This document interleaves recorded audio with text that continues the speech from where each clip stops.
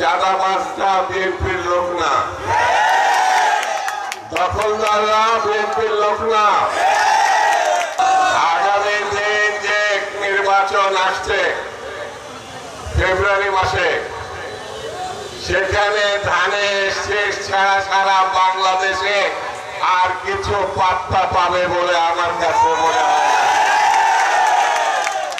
এবার সরকার হবে ধানের শীষের সরকার, যারা বাংলাদেশে মানবতা প্রতিষ্ঠা করবে, কৃষকের ন্যায্য মূল্য, উৎপাদিত দ্রব্যের ন্যায্য মূল্য নিশ্চিত করবে, শ্রমিকের ঘাম মুছার আগে যার পরিশ্রম নির্ধারণ করবে, বাংলাদেশের লক্ষ লক্ষ সক্ষম বেকারদের শিক্ষিত অশিক্ষিত তাদের কাজের সংস্থান করবে, এই প্রতিজ্ঞা বিএনপি করেছে।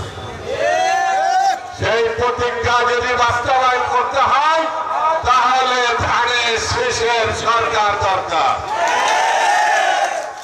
দেবেন তো ভোট? হাত উঠান, আবার তালি দেন। আবার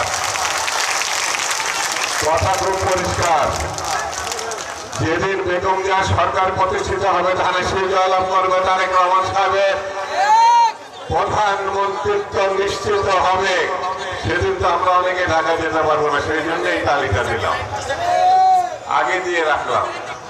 কথা পাকা পক্ত, ঘরে ঘরে যেতে হবে। আজ থেকে শুরু হলো ধানের শেষের জন্য মাঠকে আমাদের তৈরি করতে হবে। দুষ্ট কিছু মানুষ আছে, তাদের দুষ্ট কাজের জন্য আমাদের দল ক্ষতিগ্রস্ত হয়েছে। আমি দুঃখ প্রকাশ করছি, বিএনপির সিদ্ধান্ত আছে চাঁদাবাজটা বিএনপির লোক না, দখলদাররা বিএনপির লোক না, যারা বাংলাদেশের ক্ষতি করে তারা বিএনপির লোক না। এদেরকে ধরবেন, আইনের আওতায় যারা আছে তাদের কাছে দিয়ে দিবেন। এটা হচ্ছে বিএনপির রাজনীতি।